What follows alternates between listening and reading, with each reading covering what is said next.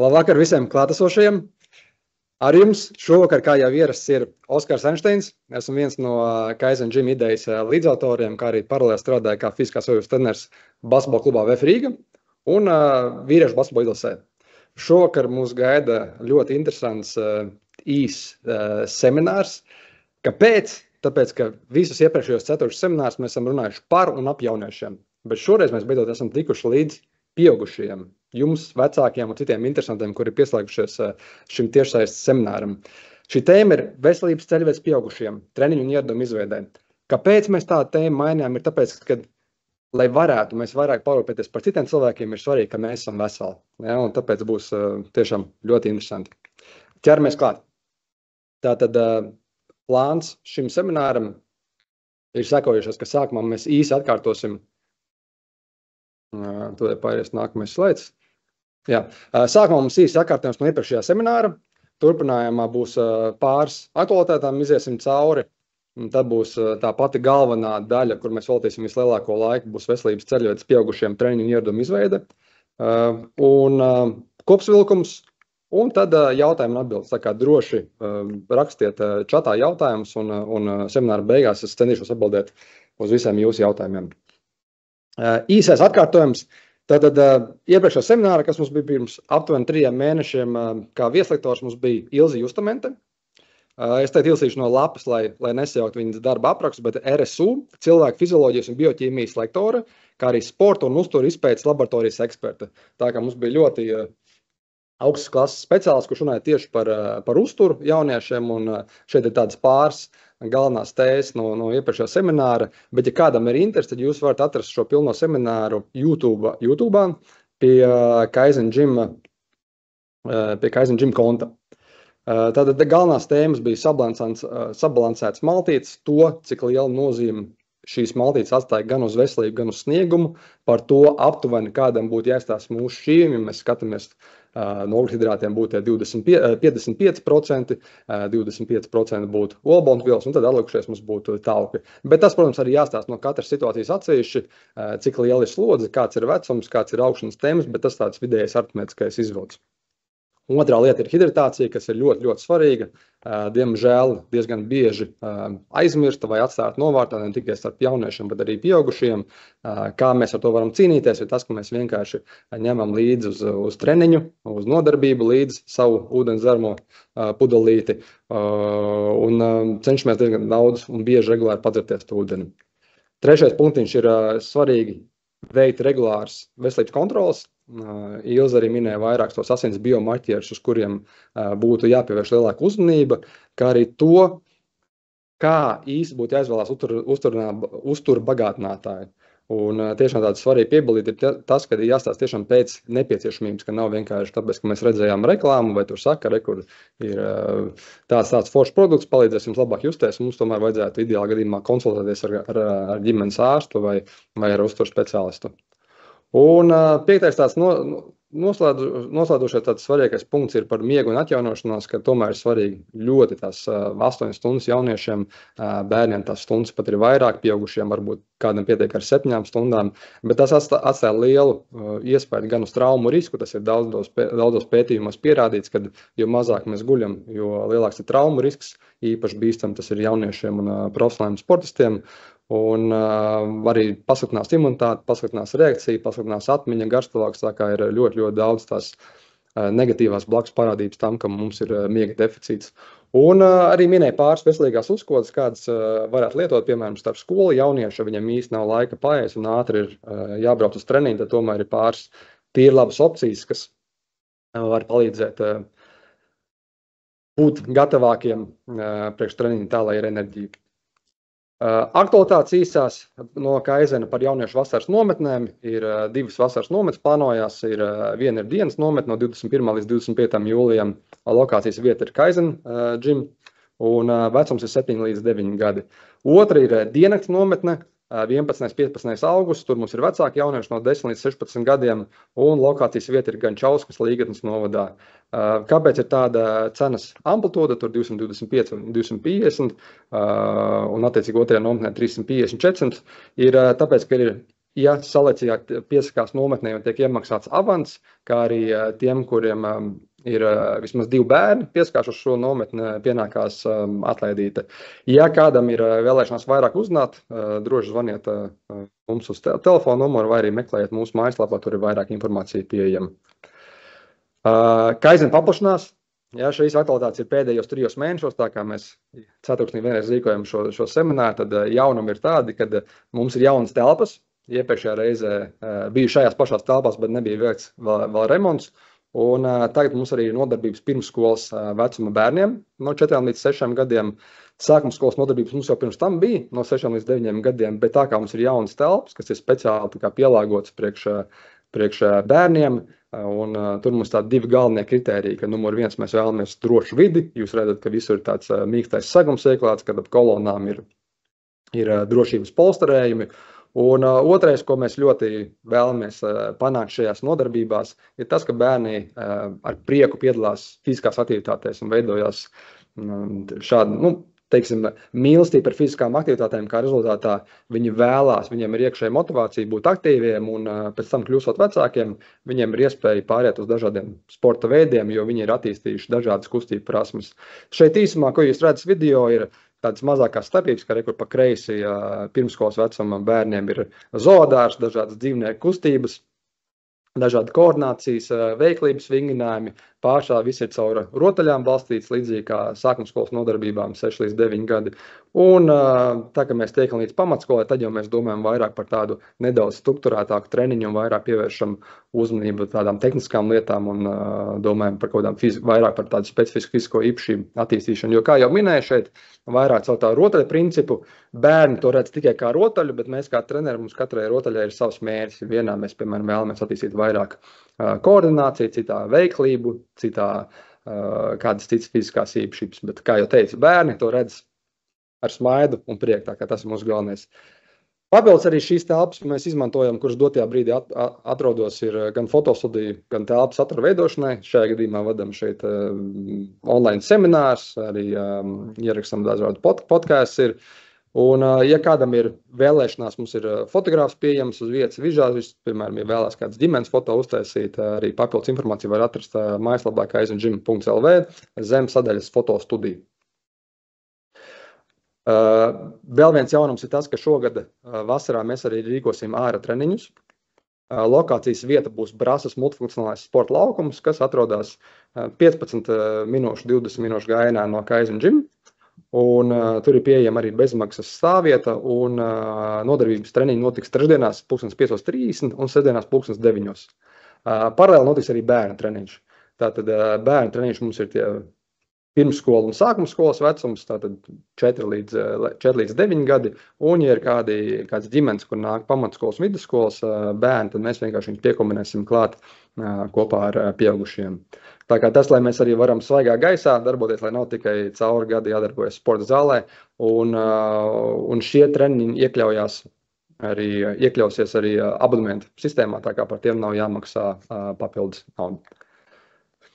Ceturkšņa testi jauniešu grupās, mēs tos veicām jau iepriekšējā mēnesī. Tie vecāki, kuri vēlās vairāk uzzināt, vai ir kaut precizējušie jautājumi, droši nāciet un jautājiet treneriem uz vietas. Un nākamā reize, kad mēs testēsim šos jauniešus, būs 23. un 24. jūlijā. Nākamais seminārs arī šāda veida būs 7. augustā 7:00, kā ierasts ceturtdienā. Un ja jums ir kādas speciālas tēmas, kuras var jūs vēlatos dzirdēt, jūs droši uzrakstiet mums ziņā vai šeit pat čatā, un mēs arī varam uzaicināt kādu speciālistu ārpus Kaizengym, piemēram, kurš var pasāstīt par kādām specifiskākām tēmām. Un Čiekalnā būs sporta svētki. 11. maijā no 10:00 līdz 3:00 būs pie Čiekalna apļa, ja pie Rusovas ielas 9 būs strībols, būs futbols un būs arī Kaizengym. Mums būs sava telts un būs kaut kādas aktivitātes, būs sacensības vertikāla lēcienā, būs tvēriens spēkā, labāk, ja dabūs kāds balvins, tā kā, ja kādam ir interese, tad pievienoties uz Čiekalna sporta svētkiem. Ok, iesākums ir pabeigts, esam tikuši līdz galvenai daļai, ir veselības ceļvedis pieaugušiem. Un kamēr es biju ieslēdz šo slaidu, noteikti jūs ieraudzījāt matemātisko nevienādību, kas, ja mēs skatāmies vienkārši skaitļos, viņi ir nepareizi. Bet tā ideja vienkārši tāda, ka vienmēr mums jāstāsta no konteksta. Ja vienmēr 100 var apzīmēt varbūt centimetrus, 1 var apzīmēt metru, tad būtu jāliek vienādības zīme. Bet šajā gadījumā, kāpēc 1 teorijā ir vairāk kā 100, mums varbūt ir 100 problēmas, maziņas problēmiņas. Mums Bolts atved augstu ēdienu, mēs netīšām nokavējam sabiedrisko transportu, vai mēs nokavējam kādu tikšanos, mums ir iesnas, vai ir gara rinda veiklā. Mums katriem ir daudz problēmas. Bet ir viena problēma, kur var pārspēt, diemžēl, visas problēmas, un tās ir nopietnas veselības problēmas. Jo tajā brīdī, kad mēs zinām, ka mums ir veselības problēmas, vienīgais, ko mēs vēlamies būt veseli. Un nav svarīgi, cik mums daudz naudas ir, cik mums daudz draugi ir un cik viss pārējie, tajā brīdī tā ir vienīgā lielā problēma. Un tāpēc šīs dienas seminārs tiek veltīts tam, ka, kā mēs varam parūpēties par savu veselību, lai mēs paši esam veseli, laimīgi, un mēs īstenībā arī varam palīdzēt mūsu tuvākajiem kaut vai bērniem arī justies labāk un būt veseliem. Tātad sākumā mēs vienkārši vienosimies, kāds ir tās definīcijas un konteksts, lai saprastu, ka mēs esam uz viena viļņa, un kas tad ir īsti pieaugušais? Pieaugušais tad ir 18 līdz 64 gadi. Ja mums ir kāds 65-gadīgais, tas vairāk iet pie senioriem, bet tur arī nav tik liela tā starpība.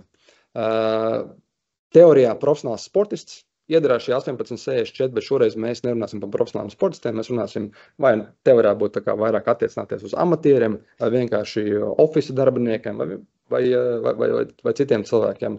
Un mēs nerunāsim par kaut kādām konkrētām specifiskām veselības problēmām. Tā kā katra situācija ir jāvērtē nedaudz savādāk, ir jābūt tomēr tā individuālai pieejai, bet globāli koncepts mums visiem ir viens. Tāds termins kā paredzamais dzīves ilgums. Tas ir gadu skaits, kādu vidēji nodzīvo attiecīgajā gadā dzimušie. Ja viņi turpmākās dzīves laikā mirstības līmenis paliek tās pats, kāds tas bija dzimšanas gadā. Par to mēs runāsim vairāk. Otrs svarīga definīcija ir veselīgi nodzīvoto gadu skaits. Norāda gadu skaitu, ko paredzētu nodzīvot veselīgi, bez funkcionēšanas ierobežojuma invaliditātes. Ko tas nozīmē? Tas ir vecums, pie kura sākās ar veselību saistītas problēmas, kas mums traucē ikdienas ieradumos, vai iziet ārā, pastaigāties ar suni, vai spēlēties ar bērniem, vai aiziet uz veikalu, kaut kāda veida sāpes, kaut kādā veidā tiek apgrūtināts mums izpildīt šīs funkcijas. Šī tabula ir apkopota 2022. Gada statistika no Latvijas. Sarkanajā krāsā ir Latvijas cipari, melnajā krāsā ir vidējais Eiropas Savienības dalībvalstīs vidēji. Tātad paredzamais mūža ilgums 2022. gadā bija 69,4 gadu vīriešiem un sievietēm 79,3. Diemžēl tas arī ir pārliecinoši lielākā starpība starp dzimumiem no visām Eiropas Savienības valstīm. Ir gan 10 gadu starpība, un šeit mēs varam arī vēl kaut kāds paralēls ar to, kāds mums ir mirstības līmenis, īpaši vīriešiem autoavārijās noslīkstot. Un saprotam, ka šis ir tas virziens, kur mēs noteikti mums ir daudz vietas, kur attīstīties. Un pa labi, ja vidējā tabulā mēs redzam veselīgi nodzīvotos gadus, tad tie ir 53 gadi vīriešiem vidēji un sievietēm 55,4 gadi. Mēs arī attiecīgi redzam, ka mēs diezgan stipri atpaliekam no Eiropas vidējā, nevis no labākajām valstīm, bet no vidējā. Un tabulā pa labi mēs redzam vīriešiem 16,4, sievietēm 23,9. Ko tas nozīmē? Tas nozīmē, ka vidēji vīrieši 16,4, jeb 24% no savas dzīves nodzīvos ar diezgan tādām veselības problēmām, kas traucē ikdienas darbībām. Un sievietēm tie gadi ir pat lielāki, lielā mērā dēļ tā, ka vienkārši tas paredzamais mūža ilgums ir lielāks, ir tie 30%. Tā kā es vienkārši sākumā ieskicēju to problēmu, to realitāti, jo bieži mums liekas, ka mēs jau īsti neiedaramies.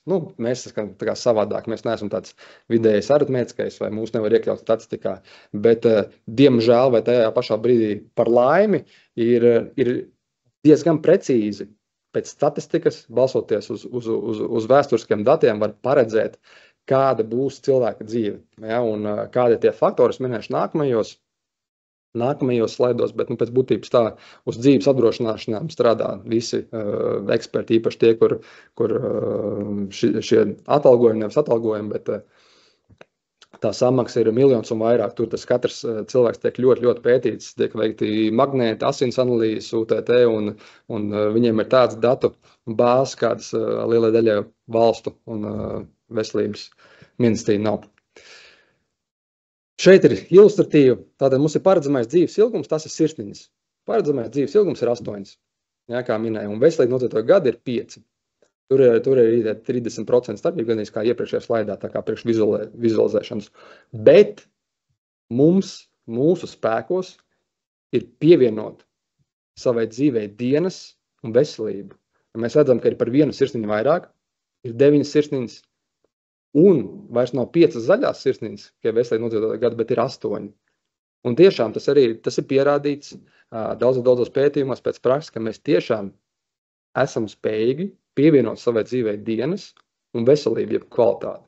Ja, un turpmākajos slaidos parādīšu, kur ir tie faktori vai kur ir tie ieradumi, kas mums būtu jādara, lai to panāktu. Tad lielā bilde ir faktori, kur ietekmē veselīgu novecošanu un mūža ilgumu. Pirmais ir ģenētiskais mantojums. Ja, ar to katrs no mums nāk šajā saulē vai šajā zemē, un tas nav ietekmējams. Ja, tas ir kombinācijā no mūsu vecākiem, no tēva un mātes, un ar to, ko mēs piedzimstam, tas mums arī ir. Nākamais faktors ir vide. Ja, tas ir daļai ietekmējams. Kāpēc daļai ietekmējams? Klimata piesārņojums. Piemēram, ja kāds piedzimst Indijā, tad diezgan maz iespēja, ka viņš no tās Indijas tiek ārā. Ja tie, kas piedzimst Rietuma Eiropā, turīgākās ģimenēs, viņiem ir lielāka iespēja tikt tālajās pasaules plašumos un tā kā nomainīt varbūt to klimata piesārņojumu.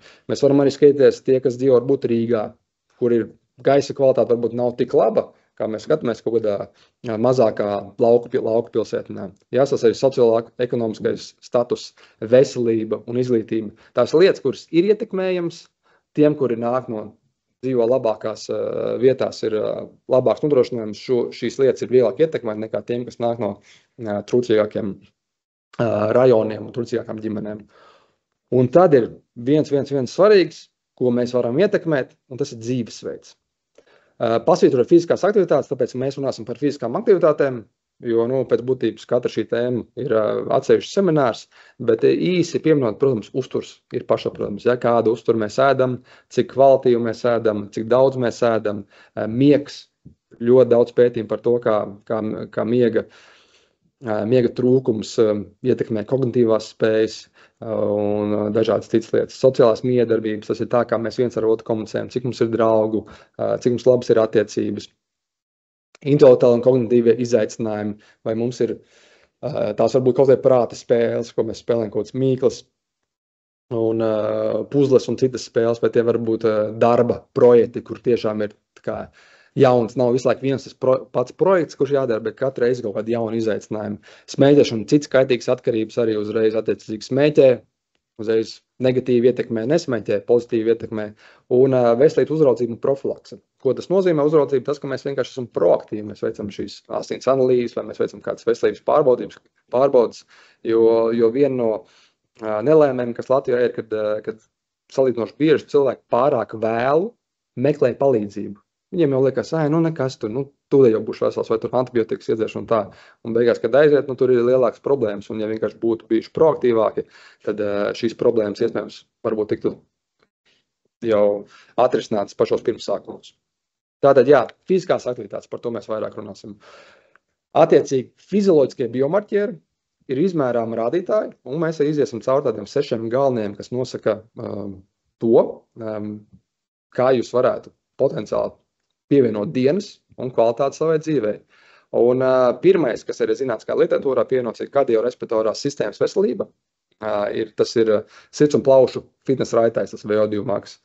Un šeit vienmēr visu laiku būs tāds atsaucis starp to, kam īsti vajadzētu un kā mēs būvējam to treniņu procesu, to vidi kaizinā. Ja, katram vingrinājumam, katram segmentam ir pamatojums. Un šis ir viens no tiem iemesliem, kāpēc mums arī ir tas enerģijas sistēmas treniņš, kardio tā teikt, ko mēs katra treniņa beigās veicam, un ieskam arī cilvēkiem papildus veidu ārpus kaizemi, kur būtu vairāk ilgāka laika aktivitātes, jo šis tiešām ir ļoti, ļoti svarīgi priekš jūsu veselības. Muskuļu spēks, ja, tas ir tas spēka treniņš, tāds klasiskais tests ir satvēriens spēks, kur mēs ņemam dinamometru un saspiežam un pārbaudam, cik stipri mēs varam saspiest, jo šis satvēriens spēks korelē ar spēku citās ķermeņa daļās un funkcionāla kapacitāte. Ko tas nozīmē? Ka visdrīzāk cilvēks, kuram būs stingrs tvēriens, viņam arī būs visdrīzāk attīstītas pārējās pārējie ķermeņa muskuļi. Numur 3. Neiromuskulāra funkcija. Piecelšanās un apsēšanās tests, tas pēc būtības ir koordinācijas starp smadzenēm un muskuļiem. Ja, tas ir tās funkcionālās veiktspējas rādītājs. Ir daudz dažādi testi, bet šis vienkārši tāds visvienkāršākais, ko mēs varam veikt. Un nevēlt arī tiem klientiem, kuri nāk uz Kaizenu un kuri ir pietiekami veseli, lai atrastu tos fitness programmās. Pasāstīšu vēlāk, kas tā fitness programma. Pāršā gan katrā treniņā jāveic šis piecelšanās un apsēšanās vingrinājums. Numur 4. Smadzeņu veselība, kognitīvās spējas, atspoguļo smadzeņu funkcionālo stāvokli. Jā, bez smadzenēm mēs neko nevaram izdarīt, tā kā ir ļoti svarīgi. Un uz smadzeņu veselību atstāja gan spēka treniņš, pozitīvu ietekmi, gan arī kardio treniņu. Un katrs iedod tā kā nedaudz to savējo līdzīgi ar neiromuskulāro. Kaulu minerālu vielu blīvums.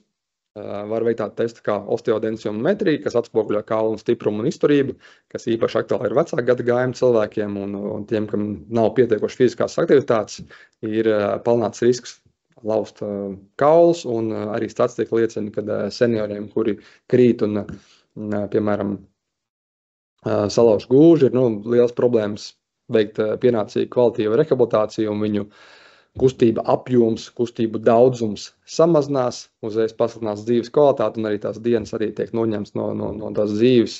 Un tāpēc ir svarīgi, ka mēs esam proaktīvi un mēs saulēcīgi pielinām katru dienu, katru nedēļu tās fiziskās aktivitātes, lai mēs tiešām būtu veseli pēc iespējas ilgāku daļu no savas dzīves, lai nebūtu tā, ka mēs pamostamies dienā, kad ritīgi sāp, pēc pāris dienām sāp vēl vairāk, un tagad mēs tagad es mainīšos. Bet tas ir iespējams nedaudz pavēlu. Un ķermeņa kompozīcija. Tauku procents, ja tauku masa daļa attiecībā pret kopējo ķermeņa masu. Veselīga ķermeņa kompozīcija svarīga vispārējai veselībai un labsajūtai. Ja, to man arī liekas tāda vispār pieņemta patiesība. Tā kā šie ir tādi 6 galvenie fizioloģiskie biomarķieri. Ir vairāk veidi, kā mēs to varam notestēt, bet šie ir tādi visvienkāršākie testi.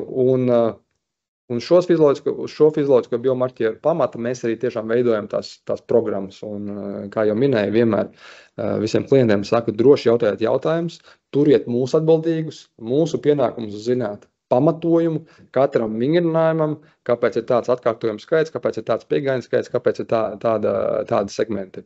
Jo jūs nākat, veltat savu brīvo laiku, nākat šeit, un tas ir mūsu pienākums nodrošināt jums vislabāko vidi, gan draudzīgu, gan atbalstošu, bet arī, lai tas jēgpilns process ir un jūs no tā iegūstat un jūsu dzīves kvalitāte uzlabojās. Ikdienas kustība līdzsvars, tabula, tātad mēs redzam vienu bultiņu pa labi, otru bultiņu pa augšu, bultiņu, kas pa labi ir apzīmē sēdēšana, tātad kreisajā pusē sēžam daudz, labajā pusē sēžam maz. Līdzīgi ar fiziskām aktivitātēm. Apakšā mums ir mazas fiziskās aktivitātes, augšā ir augsts fizisko aktivitāšu līmenis.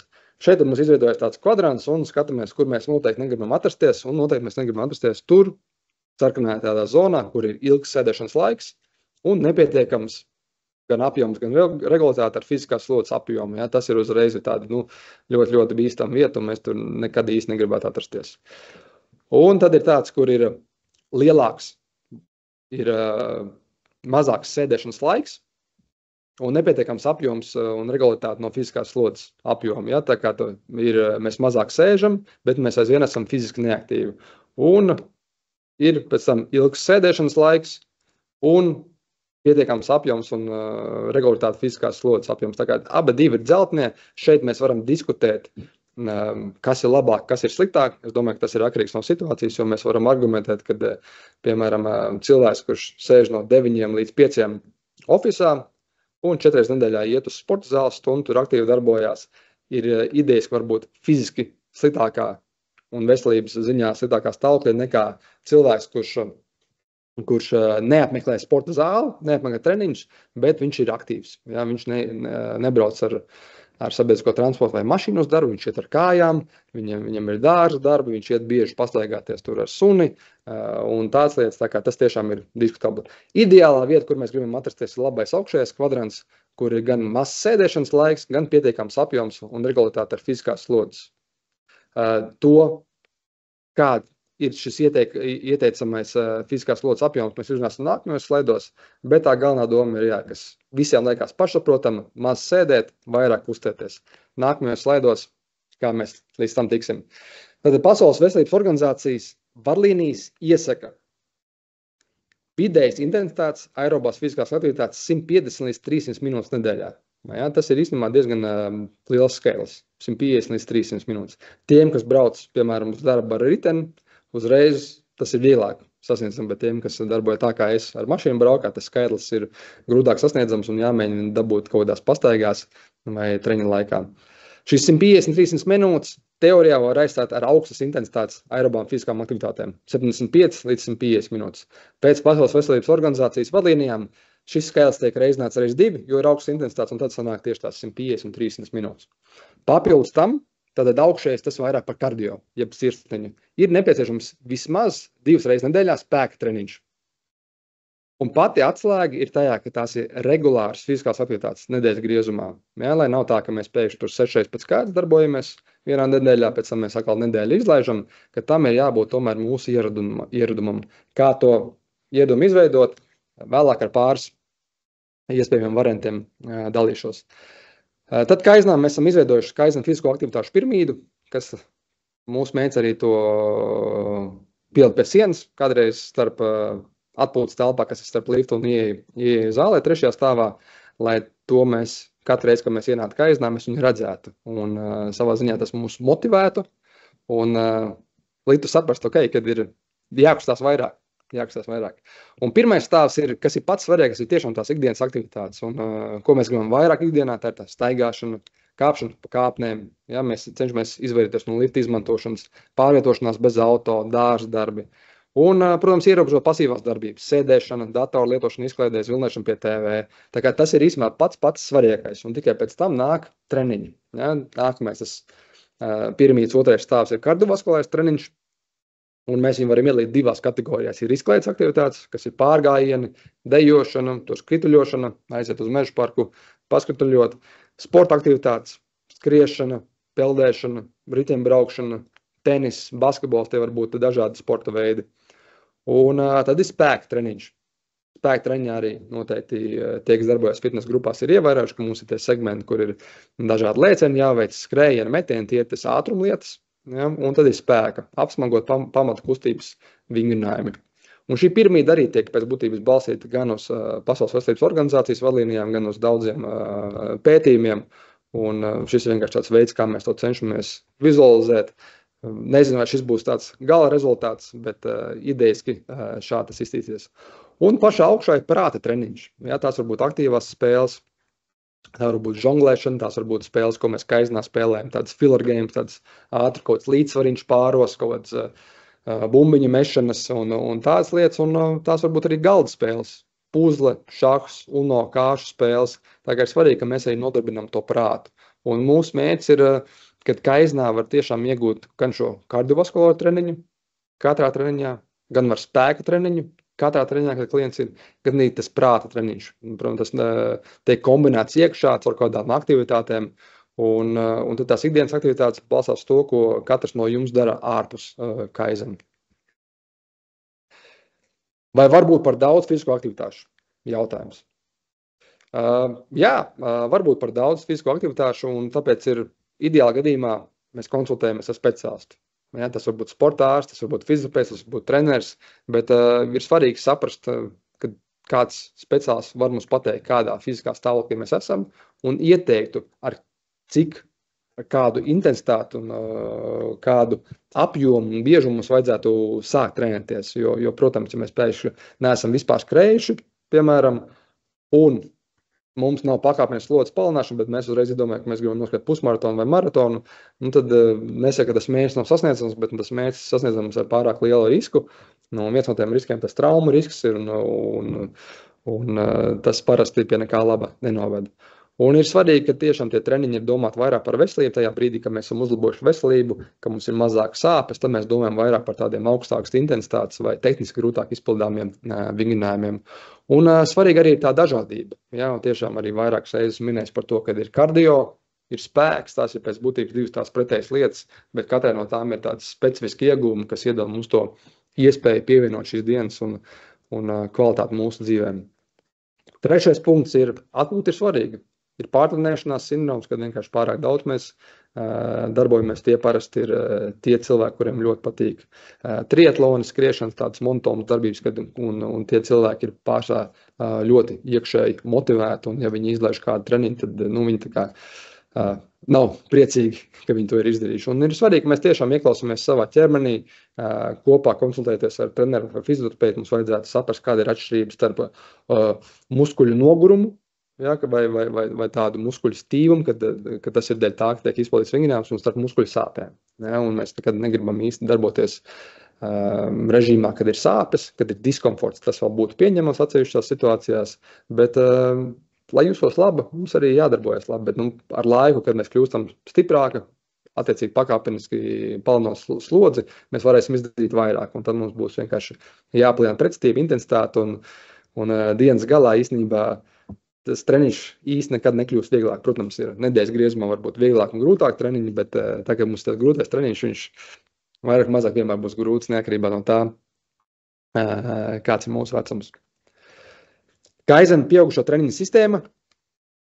Tātad mums ir Active for Life, ir tas tāds attīstības posms, kur mēs liekam šos pieaugušos 18 līdz īstenībā pat dzīves galam, nevis līdz 64 gadiem. Un tam mums tāds 3 galvenie virzieni, kurā mēs novirzam klientu, lai būtu pēc iespējas individuālāka pieeja. Un pirmais ir fizio. Kas ir fizio? Fizio ir mini-grupu vai individuālie apmeklējumi pie fizioterapeita, kurus mēs iesakām cilvēkiem, kuri ļoti sen nav vingrojuši vai sportojuši. 5, 10 gadus, piemēram, 40 gadīgs office darbinieks, es domāju, ka es vēlos noskriet to pusmaratonu un sākam nekā. Tā vienmēr labāk sākt no mazuma. Un šie treniņi nedaudz mazāk aktīvi, vairāk balstās uz mobilitāti, uz auguma vingrinājumiem, tādām pamata kustībām. Un otra tāda populācija, kur parasti iet pie fizio, kur veic rehabilitācijas pēc traumām, piemēram, vai kaut kādas sāpes. Fitness, tā ir tā grupa, kur mēs īstenībā gribam atrasties pēc būtības, pēc iespējas vairāk no savas dzīves. Tā ir vienkārši tāda aktīvā grupa, kur ik pa laikam varbūt kaut kāds diskomfortiņš, kaut kā tur sāpīt parādās, bet tā pēc būtības var darboties bez tādiem lieliem ierobežojumiem. Protams, kad mēs esam pieaugušie un katram no mums ir tādas savas tipiskās lietas, īpaši skatoties pēc kaut kādām atsevišķām profesijām, varbūt pasliktināta ķermeņa augšdaļas mobilitāte vai gurda mobilitāte vai kaut kādas ceļu sāpes, un šīs lietas tāpat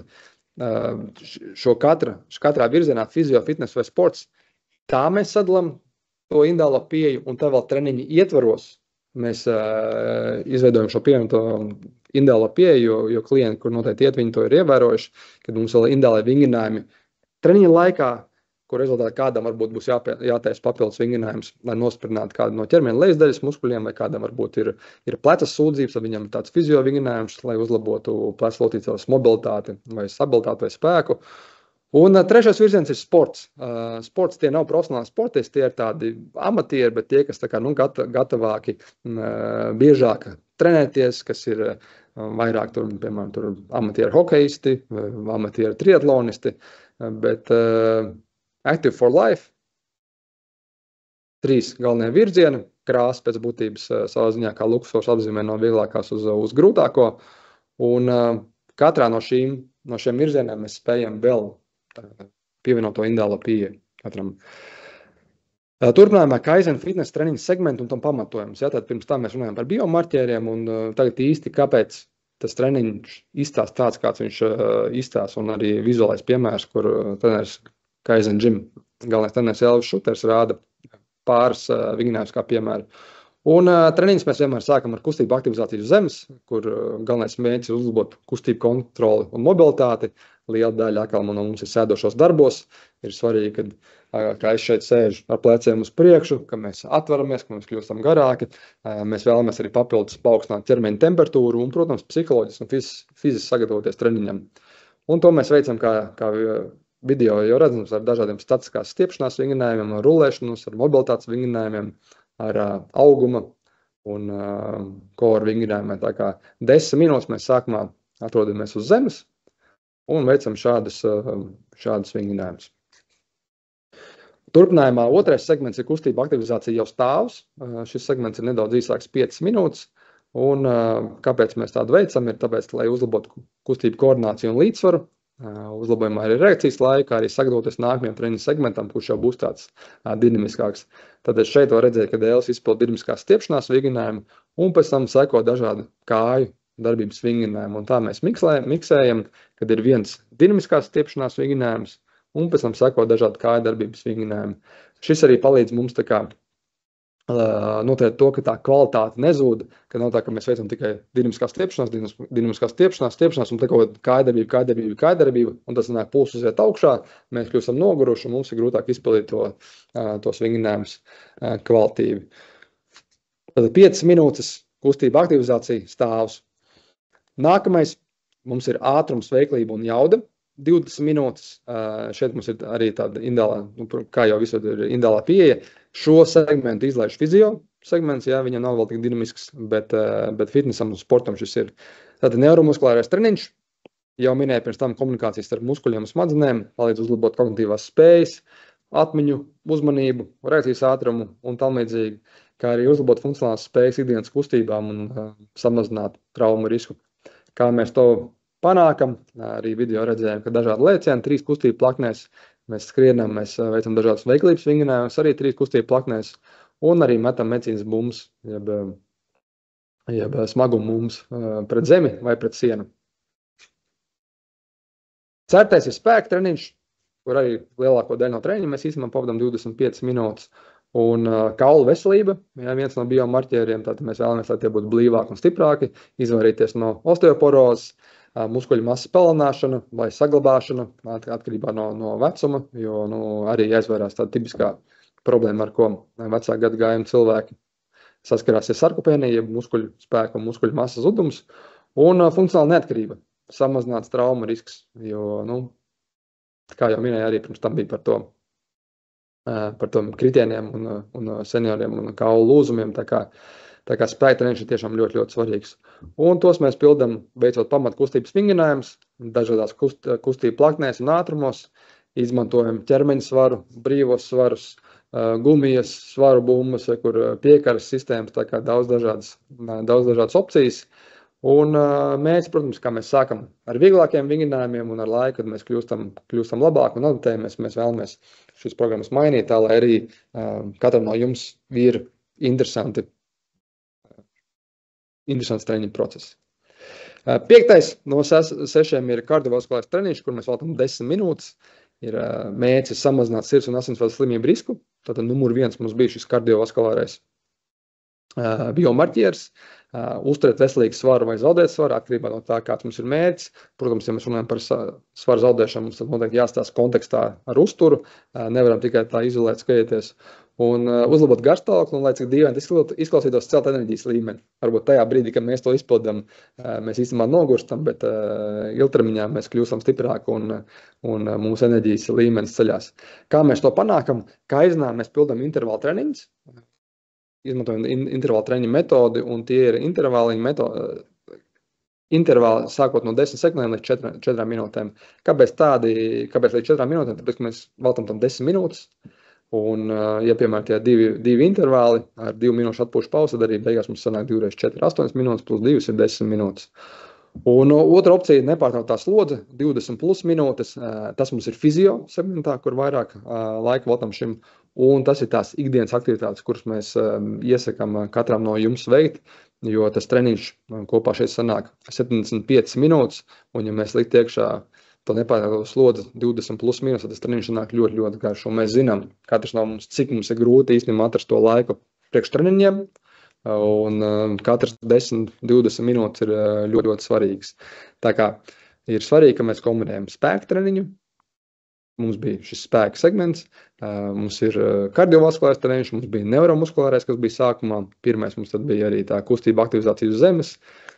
Kā katram segmentam ir mērķis, ir zinātniskais pamatojums, ir dažādas progresijas, ir dažādas individuālas pieejas, mēs skatāmies un nemitīgi turpinām attīstīties, jo programmas nav tādas pašas, kā bija pirms 4 mēnešiem vai pirms gada. Ja pirms 3 gadiem likās, ka mēs varēsim uzrakstīt perfekto programmu, tad īstenībā tā nav. Tā nevēl tikai aizvien ir pastāvīga attīstība un vienmēr varam labāk. Un mēs meklējam veidus, kā padarīt to treniņu procesu interesantāku, nezaudējot to kvalitāti. 6. noslēdzošais ir atsaldīšanās. 5 minūtītes ir mērķis aktivizēt parasimpātisko nervu sistēmu. Tātad mums ir centrālā nervu sistēmā 2 atzari. Viens ir simpātiskais, otrs ir parasimpātiskais. Simpātiskais atbild par stresa situācijām, un parasimpātiskais atbild par to, ka mēs tā kā nomierinamies un atjaunojamies. Un pārāk daudz, lielākā daļa no mums dzīvo šajā simpātiskajā nervu sistēmā, ka mēs visu laiku esam tā kā uzjūti, un mums ir grūti atslābināties, mums ir grūti aizmigt. Un tad ir ļoti svarīgi, ka pēc treniņa mēs dodam tādu tā kā impulsu, tā kā gaismas slēdzi, ieslēdzam, ka dodam signālu ķermenim, ir laiks pārslēgties uz parasimpātisko nervu sistēmu, un tas palīdz mums normalizēt sirdsdarbību līdz pirmstreniņa stāvoklim, kā arī veicināt atjaunošanās procesu. Kā mēs to pildam? Mēs veicam līdzsvaru un pēdu vingrinājumus bez apaviem, jo tik daudz laika mēs pavadām apavos, un arī zināms, kā literatūra arī iesaka, ja jums ir iespēja īpaši vasarās pa smiltīm staigāt, pa zālīt staigāt, kad tas ir zemes elektromagnētiskais lauks arī mums iedod īstenībā labas lietas, ir pat pētījumi, kas liecina, ka, piemēram, brūces ātrāk dzīst tiem, kas vairāk pavada ar basām kājām staigājot pa smiltīm. Un tā kā jā. Stiepšanās mobilitātes vingrinājumu un elpošanas vingrinājumu, ko mēs beigās arī veicam. Tā kā atsaldīšanās tiešām ir ļoti svarīgi. Katram segmentam ir savs mēķis, savu uzdevumu, savs pamatojums un dažādas variācijas. Ieradumu izveidošana, esam tādā gan jau finiša taisnē. Sākt ar maziem soļiem. Jā, sasniedzams mēķis. Neesam 10 gadus skrējuši, nevajadzētu mums uzsādīt mēķi uzreiz noskriet pēc mēneša pusmaratonu vai maratonu. Mēģinām iekļaut treniņus dienas grafikā. Ja, mums ir plāns, mums ir darba grafiks, mēs tur braucam bērnam pakaļ, vadam bērns treniņu, kaut kādā brīdī mums tas ir jāieliek. Jo pats no sevis tas laiks neatradīsies. Mēs labi zinām, ka to stundu pietrūks diennaktī vai vajadzētu vēl tur 6 stundas, lai mums visam pietikt laika. Izveidojam sistēmu, atgādinājums, tas var būt mobilā telefonā, tas var būt, ja jums ir mājās uz leduskapa kāda tāfela, kur jūs zināt savu grafiku, ka ir laiks treniņam, atbalsta sistēma, tas var būt treniņš ar draugu, tas var būt ģimenes treniņš, tas arī viens no iemesliem, kāpēc mēs mēģinām organizēt to treniņu grafiku, kā iznāk tā, kad vecāks var atvest bērnus, notiek gandrīz vienlaicīgi bērnu treniņi, kas ir pirmsskola, sākuma skola, jauniešu treniņi, kas ir pamatskola un vidusskola, un pieaugušo treniņi, vai tas būtu fitnesa grupa, vai tā būtu fizio grupa. Un tad sanāk, ka tas vecāks arī to laiku var liederīgi izmantot, nevis sēdēt mašīnā lejā un spaidīt telefonu. Trešais ir jāpadara to ērtu, sagatavojamies. Izcīlā gadījumā mēs jau saliekam drēbes, visi jau iepriekšējā dienā, vakarā mums viss ir gatavs, lai nav tā, ka no rīta mums tur jāpaņem tas līdzi, vai vienkārši pa dienu mēs saprotam, ka mums nav trūks kaut kāds tur apava vai kas, lai varētu sportot. Ērta vieta, parasti numur 1 kritērijs ērtai vietai ir loģistika, lai nebūtu pārāk tālu jābrauc, bet tas jāstās no katra situācija. Ērta vieta arī var būt patīkama vieta, kur mēs jūtamies kā mājās. Tas ir viens no mūsu mērķiem, kā aizinā, veidot to kopienu, sveicināties, smaidīt, būt draudzīgiem, būt atvērtiem, ka tiešām cilvēks ienāk šeit, un viņš ir tā sajūta, tie ir forši. Ja? Man patīk šeit atrasties, un ja kādam no jums ir kāda ieteikuma, kā mēs vēl to varam uzlabot, droši dalieties, mēs esam vienmēr par konstruktīvu kritiku. Un minēju pirms tam, jā, kamēr bērni trenējās, forši, atradu bērnu, tajā pašā brīdī uzskrien augšā, 3. stāvā notrenējos, tikmēr bērns trenējās, visi priecīgi, bērni aizbrauc mājās, izpild mājas darbs un var ar smaidu sejas iet gulēt. Sakojam saviem panākumiem, mēs varam izmantot fitnesa ierīces, kas sako līdz soļiem, vai sako līdz noskriettajai distancei, vai sako līdz kodam to, cik laika mēs pavadam katrā pulsa zonā, svinam sasniegums, kā mēs to varam svinēt. Tur iztēlē nav robežu, bet jāpriecājas par to, ka mēs jūtamies labi, ka mēs sasniedzam tos savus mērķus, un es tiešām svarīgs, ka tas ir sasniedzams mērķis. Un, ja mums ir lielais mērķis, mēs izvedam tādus pakāpeniskos, un ar laiku mēs varam turpināt tiekties augstāk un tālāk un stiprāk. Esam pacietīgi un konsekventi, veidot ieradumu nav viegli, ja ir dažādi literatūra, kas ir pat pētījumi, kas saka, ka ir jātrenējas vismaz 6 nedēļas, 4 reizes nedēļā, lai izveidotu ieradumu. Jā, tas ir diezgan drastiski. Mēs parasti sakām, ka tomēr labāk sākt ar mazāku, 2 reizes, jo mūsu pieredze liecina, ka ir bijuši klienti, kas nāk un gatavi, es 4, 5 reizes nedēļā nākšu, kad tas ir bijis pārāk liels tāds, pārāk augsts mērķis, un pēc kāda laika šis klients pārstāja trenēties, un pēc lielāks procents tie, kas iesāk ar mazāku, un pēc tam palielinām. Un tad īstenībā gribēs iekrāsot sarkanā krāsā par maģiskās tabletes paradoksu. Tas ir mūsdienās ļoti populāri kļūst dažādos sociālos tīklos, tiek piedāvāts dažādas maģiskās tabletes vai metodes, vai tās būtu citas lietas, kas sola to, ka cilvēkam esot pasīvam, viņš sasniegs to rezultātu, ka viņš tur nometīs svaru, vai ka viņš jutīsies labāk, vai viņš kļūs veselāks. Tā realitāte ir tāda, ka tas darbs ir jāiegulda. Ja? Kombinācijā ar atsevišķām, kas ir pētīts un atbalstīts kaut šīs maģiskās tabletes, tas rezultāts varbūt pat teorijai nedaudz labāks, bet mums ir jāsaprot, ka tā ģenētika ir viens, tā vidi ir numur 2, un tas dzīvesveids ir numur 3, un ir diezgan daudz tās metodas, ko pētījumos arī pētīts, ir to, ka teorijā rezultāts tiek sasniegts, bet diezgan ātri sakot tas jojo efekts, un vai tas būtu svars vai kāda cita slikta lieta, tā mēdz atgriezties. Ieradumu izveidošana numur 2, noteikti liela daļa no jums ir dzirdējuši par tādu metodi kā SMART, kā formulēt savu mērķi, un tam jābūt specifiskam, tam jābūt izmērāmam, tam jābūt sasniedzamam, tam jābūt atbilstošam un laika ziņā ierobežotam. Tātad šīs ir tās galvenās lietas, kurām izvēlēties mērķi, mums jāatrod, ka tas atbilst SMART metodei. Kā piemērs, būt fiziski aktīvāks. Vai tas ir labs mērķis? Nē, tas nav labs mērķis, jo viņš nav specifisks, viņš nav izmērāms, viņš ir sasniedzams. Viņu nevar sasniegt, jo viņš nav īsti izmērāms. Atbilstošs, laika ziņā ierobežots arī nav minēts. Kāds būtu pareizāks mērķis ir nākamajā mēnesī, 3 reizes nedēļā, 30 minūtes skriet, lai uzlabotu kardiovaskulāras sistēmas veselību. Tad mērķis specifisks, 3 reizes nedēļā, mēs varam to izmērīt, piemēram, šajā gadījumā tās ir minūtes, 30 minūtes. Mērķis ir sasniedzams, jo mēs redzam, ka mēs grafikā to esam ielikuši. Tātad esmu pakārtojis to savu ikdienu tam, lai es varētu to mērķi sasniegt. Mērķis ir nozīmīgs, kāpēc mēs pirms tam runājam par fizioloģiskiem biomarķieriem, uzlabot sirds veselību, tas ir ļoti, ļoti svarīgi. Un mums ir ierobežojums laika ziņā. 1 mēnesis, 1 mēnesis paiet, mēs varam teikt, ka mēs gribam 3 reizes 45 minūtes, vai 2 reizes 50 minūtes, vai 4 reizes 30 minūtes. Ja mēs to katru situāciju varam atsevišķi skaities, bet galvenais mums jābūt ļoti specifiskiem, ko mēs vēlamies panākt. Kopsavilkums. Tad, skatoties uz visu šo prezentāciju, mēs zinām, kas ir jādara. Mēs noteikti jau pirms tam zinājām, ka uzturs ir svarīgs, miegs ir svarīgs, alkohols ir slikts, mēģēšana ir slikta, to mēs visi zinājām. Bet tagad mēs tomēr zinām, es ceru, ka katrs no jums zina vairāk un kaut ko tādu, kas ir liederīgs, ko jūs varat izmantot savā iekšējā motivācijā, vai arī tādā, ka tie, kur apmeklē Kaizen zāli, ka viņi redz, un šim vingrinājumam, šim segmentam ir jēga, un ja cilvēks tam tic, iespējams tā atdeve ir labāka, ja atdeve ir labāka, tad potenciāli arī tā adaptācija iegūms ir labāks, un tur beigās sanāk, kad visi iegūst vairāk. Jo mēs kā treneri, kā Kaizen Gym, mēs sasniedzam savus mērķus caur klientiem. Ja, vai tas būtu jaunietis, vai tas būtu cilvēks, kurš atgriežas pēc traumas, pēc rehabilitācija, vai kāds, kurš grib noskatīt pusmaratonu. Atvainojos, vai kāds vienkārši grib sagatavoties nākamajai profesionālajai sezonai. Īsumā kardio palīdz dzīvot ilgāk, spēks dzīvot labāk.